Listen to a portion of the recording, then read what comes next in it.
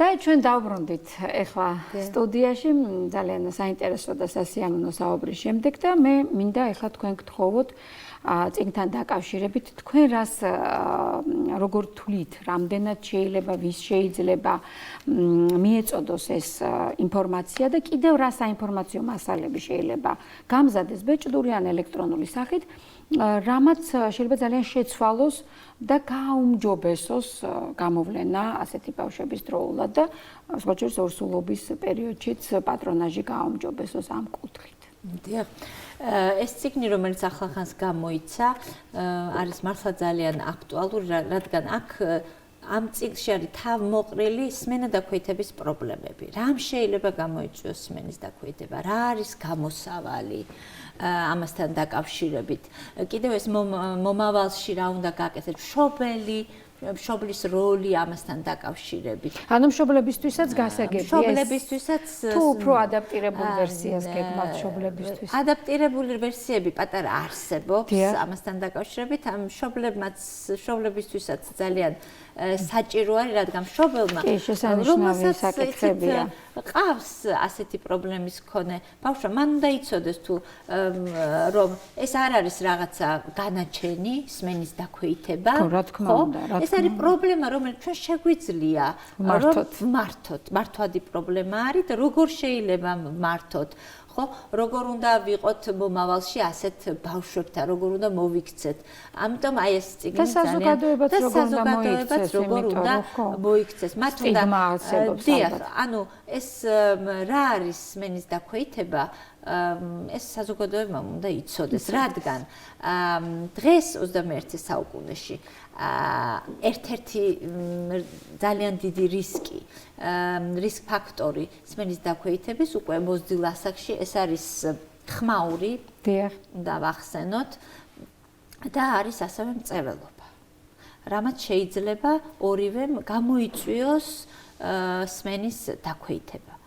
კი ბატონო, თქვენ ახლა ესეთ დიდ თემაში ახეთ, რომელზედაც ჩვენ ამას წინების ხოთაშორის დავგეგმეთ გადაცემა და იმედია როცა ჩავწერ კიდევ გვეწევით.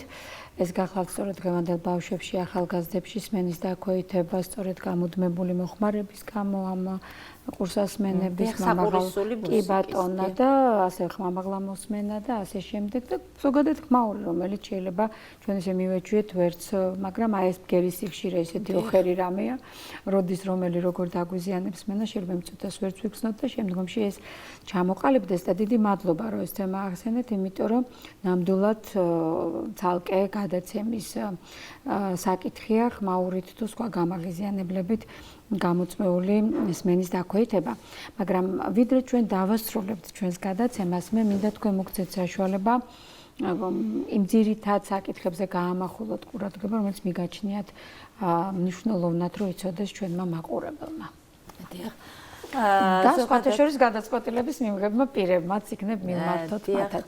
პირველ რიგში, რატომაც მე მოვედი სტუდიაში, მინდა ვთქვა ის, რომ მშობელმა პირველ რიგში, რა თქმა უნდა, მშობელმა უნდა აღმოაჩინოს დროულად, ანუ მშობელი უნდა იყოს ძალიან ყურადღებით, როდესაც ხედავს, რომ მისი ბავშვი რამოდენიმე დაძახებაზე მას არ აქცევს ყურადღებას, ხო? ან ძალიან ხმამაღლა უყურებს ტელევიზორს თუ უსმენს პლანშეტში რაღაცას, მან უნდა მიაქციოს აუცილებლად ყურადღება და დროულად უნდა მიმართოს სპეციალისტს. ეს არის ძალიან მნიშვნელოვანი, რომ დროულად მოხდეს დიაგნოზის დასმა, დროულად მოხდეს ჩარევა.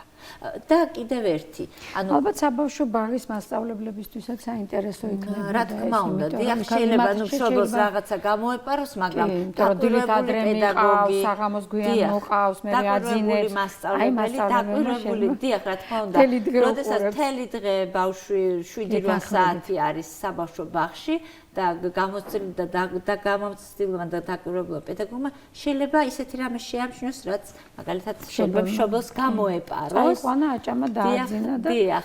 ამიტომ ჩვენ ზოგადად უნდა ვიყოთ ყურადღებით და რადგან ესეც მე აღვნიშნე, რომ სმენა მეტყველებასთან არის კავშირი. როდესაც ბავშვს აქვს მეტყველების პრობლემა, ჩვენ აუცილებლად შეკითხვა უნდა დავსვათ, ხომ არ აქვს სმენის პრობლემაც?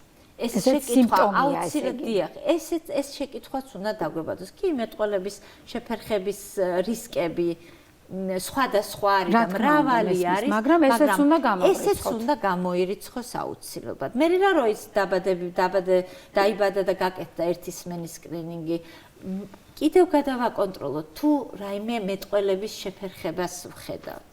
და მე მინდა ვისარგებლო შემთხვევით ძალიან კარგი, ძალიან პრაქტიკული და გასაგები რჩევები მიეცით. მე მგონი თქვენ ახლა განსაკუთრებით ახალგაზრდა მშობლებს და მე ვფიქრობ პედაგოგებსაც, მით უმეტეს ბაღის პედაგოგებს, რომ ამას აქზე გვაქვს ახლა ჩვენ აქცენტი. აქვე მე მაინტერესებს უკვე თვითონ არა განსწავლა საზოგადოების მარტო, არამედ ოფიციალური სამედიცინო, ასე ვთქვათ, განათლება. როგორ დგას ეს საკითხი, თქვენ ეწევით პედაგოგიურ მოღვაწეობასაც, როდესაც ჩვენ საუბრობთ ჩვენი მომავალი კოლეგების განათლებაზე ამ მიმართულებით. დიახ, მე ვეწევი ამ აკადემიურ საქმიანობას. დავიწყე თბილისის სახელმწიფო სამედიცინო უნივერსიტეტიდან, იქ ვასწავლიდი. იქ ვიყავი მოწვეული ლექტორი, ქართულ ფაკულტეტი მყავდა, მაგრამ ნუ შემდეგ მომიწვიეს კიდევ კერძო უნივერსიტეტში, კავკასიის საერთაშორისო უნივერსიტეტში, რომელიც მე ძალიან მომწონს და ვაფასებ. და იქ ვარ უკვე წლები არის ასისტენტ პროფესორი. ძალიან მიყვარს სტუდენტი, ძალიან მომწონს მათთან მუშაობა, როგორც ქართულ ენოვანთან, ასევე უცხოურ ენოვან სტუდენტებთან მუშაობა. და ნუ მე ვასწავლი პედიატრიულ უნარჩვევებს, ანუ კლინიკურ საგანს და ასევე ვასწავლი ძალიან საინტერესო საგანს, ეს არის სამეცნიერო ნაშრომის აკადემიური წერა, რაც ძალიან მე თუ მკითხავთ ძალიან ისეთი საჭირო საგანი არის, რომ სამედიცინო სტუდენტებმა ელემენტარულად ისწავლონ აბსტრაქტის წერა, შემდეგ უკვე სტატიის და აი ასე შემდეგ. ძალიან სასიამოვნო. მე უბრალოდ მინდოდა ხაზი გამესვა იმისთვის, რომ ჩვენ არ დარჩეს ჩვენ მაყურებელს შთაბეჭდილება, რომ თელს სიმძიმეს და ტვირთს მშობლებზე, პედაგოგებზე, თუნდაც ნეონატოლოგებზე და სამშობიარო სახლებზე, ასე ვთქვათ, ამ ხმათ მხრებზე ვდებთ, არამედ ვზრუნავთ იმაზეც, რომ მომავალი ექიმები იყონ ძალიან ყურადღებიანები და როდესაც მათთან ჩვეულებრივ რიგით გასინჯვაზე მოვა, ან თუნდაც სხვა მიზეზით მოვა ბავშვი, მიაქციონ ყურადღება და ეს კომპლექსური განსაკუთრებით ზოგადმა თერაპევტებმა, პედიატრებმა, ანუ პირველ რიგში ჯანდაცვის პედიატრებმა ზოგადი გამოკვლევა ძალიან ყურადღებით ჩაატარონ, რომ სხვა მიზეზის გამო მოსულ ბავშვი შეიძლება აღმოაჩინონ იქ მეტყველების დარღვევაც, რომლითაც მერე გადავლენ სმენაზე, იქ სმენის დაქვეითებაც, იმიტომ რომ რაღაც რეაქცია არ მოეწონებათ და შესაბამისად თუ ყველა ერთად ვიმოქმედებთ, დროული გამოვლენით ჩვენს მომავალ თაობას ჯანმრთელ და ბედნიერ მომავალს შევუქმნით. ყოველ შემთხვევაში ასე ჩანს, იმიტომ რომ 21 საუკუნეა და ალბათ თუ რაიმე აცილებადი ან მართვადი დაავადება მაღალი პრევალენტობით არსებობს საზოგადოებაში, ეს რა თქმა უნდა მიანიშნებს ამ საზოგადოების ნაკლებ ყურადღებაზე და მონდომებაზე, რომ იზრუნოს თავისი მოსახლეობის და განსაკუთრებით მომავალი თაობის კეთილდღეობაზე. თქვენ ამაზე ზრუნავთ, ამიტომ ძალიან დიდი მადლობა პირადად ჩემი სახელით თქვენ იმ დაწესებულებებს, რომლებიც ამ საქმეს ემსახურებიან, იმ შესანიშნავ ადამიანებს, რომლებზედაც დღეს ვისაუბრეთ, შევხვდით.